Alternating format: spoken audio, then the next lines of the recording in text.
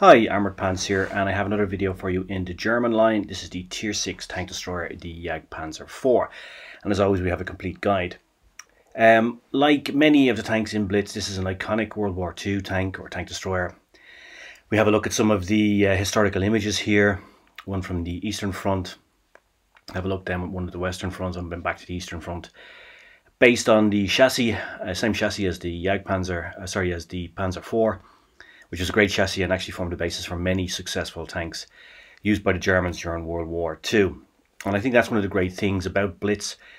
For those of us who are history or tank enthusiasts, or both, Blitz really allows us to, in a very small way, of course, experience these vehicles, albeit in a very vicarious and superficial way. Nonetheless, if you're a tank enthusiast, it is great to be able to roll this out and control it with your fingertips and play with it. And I think, while not as iconic as the Tiger or the Panther, let's say, or the T-34 or the Sherman on the Allied side, it is nonetheless an iconic and important World War II tank, and something that's great for us to be able to play with as blitzers. And if you're not an enthusiast of World War II or a tank enthusiast but just love gaming, well, this is a great tank in the game itself. Let's have a look at the tech spec. And as always, we will use blitzhanger.com. I have to say, I love this German line. Starting with the Stug on the way up, I think they're fantastic. The Hetzer, of course, is not bad either. And this is just really cool. It's a great TD. Apart from its iconic class as a historical tank, in this game, it's really great. The 88mm gun is amazing. 4-second reload. Just make sure it's a pummeling machine. Has a relentless rate of fire. Just keeps pumping damage into the enemy. The rate of fire is really fantastic. At 4 seconds per reload, it's just great. The muzzle velocity in this tank is not fantastic, as you will see here. Therefore, we're going to use Supercharge, and we're going to use Refined Gun. With Supercharge, it gets the muzzle velocity up over to 1,000 meters per second, which for Tier 6 is quite acceptable. And this is very important, particularly if you want to play this TD as a sniping tank, as a long-range sniper. Basically, as a classic TD, being behind your main tank, supporting them, putting damage into the enemy.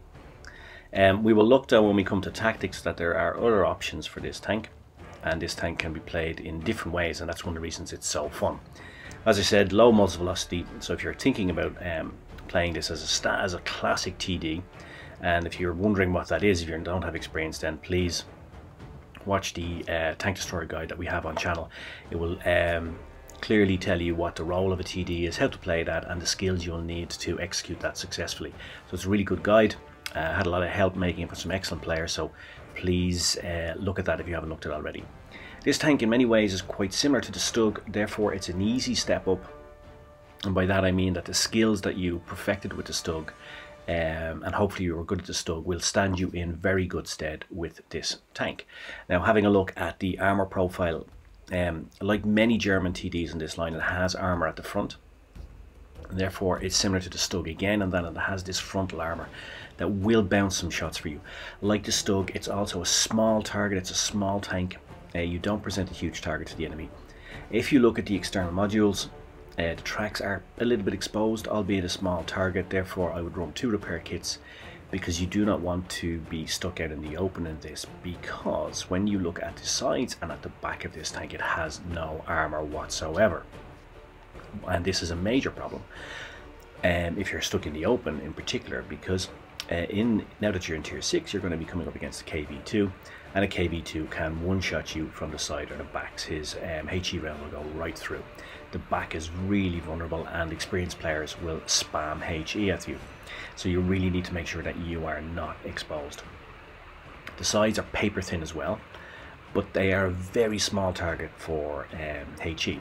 It's really just this panel over the tracks, because as we know, remembering our shell dynamics, the tracks will absorb a large portion of the damage from a HE round, so you won't be able to be one-shotted. If you take that area covered by the tracks, if the KV2 or whomever wants a clean HE round, is a very small target, and it becomes even more difficult if you're moving. But from the back, you are extremely vulnerable. And that's why I think it's important to run the 2 repair kits, because if you get tracked out in the open, you need to repair immediately and move on. Otherwise you could have a very short, very bloody and very nasty game, and it'll lead to a lot of frustration. Now in terms of tactics, as I said, you can play this tank as a classic tank destroyer. Sit at the back, support your allies, have your lights and your mediums spot up the enemy for you, and use that 88mm gun and that really fast reload to just farm damage from the back. Especially if you've got to supercharge, you're going to be putting in a lot of damage, a lot of penetration on those shells you fire. However, this tank, like the Stug, can also be played as a medium tank, particularly if you're an experienced player. So apart from the classic TD play, which the gun allows, the maneuverability allows, because you can get into classic TD tank destroying positions very quickly, this tank can also be played as a medium, and it's excellent at that because although it has no turret, its traverse speed is amazing, and it is completely unexpected from the Reds.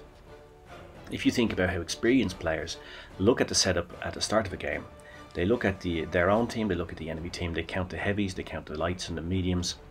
They then see if the enemy's likely to flank or whatever. But they rarely count, or hardly ever, I would say never count, a tank destroyer as playing as a medium or a light tank. They're not expecting them to flank. But you can do that in this tank because it's very fast, very agile, and it traverses really well, and that counteracts the fact that it doesn't have a turret. And in this game, I'm going to play the tank as a medium tank, which I quite often do with this tank, and I often do with the Stug as well, and with the Jagdpanther after it too. And you're actually there's a video on channel about the Jagdpanther too, which you'll see, and you'll see I do the same thing in that. So I'm going to play as a medium tank.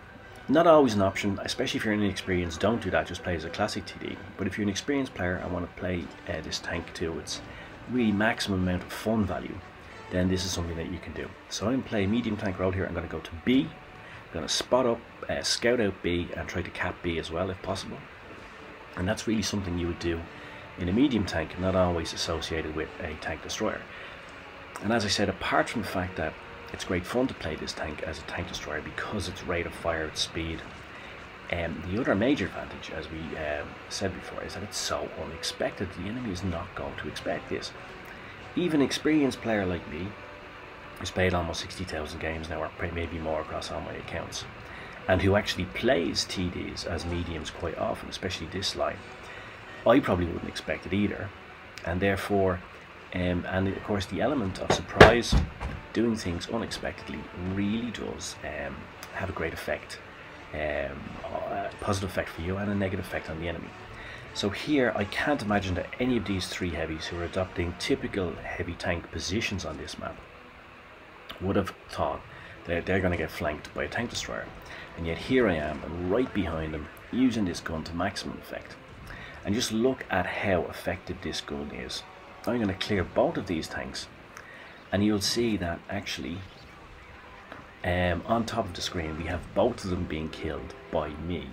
And I think it's very rare that you would see that appearing like that. It's very rare that you would see it appearing so quickly in succession that you take out 2 tanks as a team. But for a single player to take out 2 tanks in such quick succession that they both appear on the screen at the same time is pretty much unheard of. Yet that's what you can do with this gun. So I've pulled up here in behind, playing as a medium tank, and I've just taken out 3 of their tanks in the space of a few seconds. Of course I had assistance from my team, but of course it's a team game, and I'm pretty sure that my team were delighted with the assistance I gave them, coming up behind to clear out those enemy tanks. Now I can use the speed of the tank to get around the map and to engage their light and medium tanks who capped A and then came to flank us. Now it's a 1v3 situation down there at the moment, but I'm coming up behind. I'm going to help my ally here. I'm going to come straight down in behind. Another victim for me. Bam, clear him off, no problem. Using that gun beautifully, to beautiful effect. Don't need HE or anything. The AP round is going to clear him off. 4th kill. Put one into the back of the T-34-85, which is quite a dangerous tank on their team, their best tank remaining. Clear him off as well. As you can see, the 2 rounds I put into him enable me and the VK to clear him off, no problem at all. And we've just cleared off 2 more tanks again, just in seconds. But unlike the VK now, I'm able to move into position and flank their flankers, which you wouldn't be able to do in most tank destroyers. I come around here, and really if you get into a position like this in this tank, where I'm in behind that poor Leo, just my rate of fire there is just phenomenal. There's nothing he can do, despite how fast he is, quick, agile. You know, he's also being tracked. It's just one outcome, and you just see it there, just boom, boom, boom, he's gone. I mean, he's in the game, he's good health, next thing he's out of the game, gone. And not only that, I just clear him, and the reload in the tank just allows me to use that fast reverse speed to turn around, bam, clear the Chi Nu, 7 kills, Resonate Medal. And that's what you can do with this tank if played effectively and played to its strengths. Mastery badge, 7 kills, Resonate Medal, almost 2.4k damage as well. Big carry from me too, over almost 2.5 times the damage of anybody else in the team. Massive amount of base XP, which of course delivered the Mastery badge. As we always say in this channel, Mastery badges are delivered not just by kills and damage, but by XP, and you get XP for doing lots of other things, for example like spotting, scouting and capping B, as I did in that game. And I think that game there was just a very good illustration of the diversity of this tank and the tactics that allows you to adopt. You of course can play your classic TD style in this tank and it will play it very well, but you can also play it as a medium tank, as I did there, to great effect. So let's have a recap. This is a super German tank destroyer. I really love it. Great frontal armor, and of course, as we said earlier, it's also an iconic tank in itself as well. The 80mm gun is just beautiful, and that 4-second reload is heavenly. It's a divine piece of kit. It's fast and mobile, so if you play as a TD, you can get into those TD positions quickly, and you're ready and in place. But it also allows you to play as a medium, as we saw there, and that's a great fun option. It really is. It's great fun. As you saw in that game, I really enjoyed that game. It was great. But there's no real bad decision. If you decide to play it as a TD, it's great in that. If you decide to play it as a medium, especially if you're experienced, you can also do that. Supercharger and refined gun are essential because the muzzle velocity is low in this tank, and to get it up to over 1000 meters per second, you need to use that supercharge.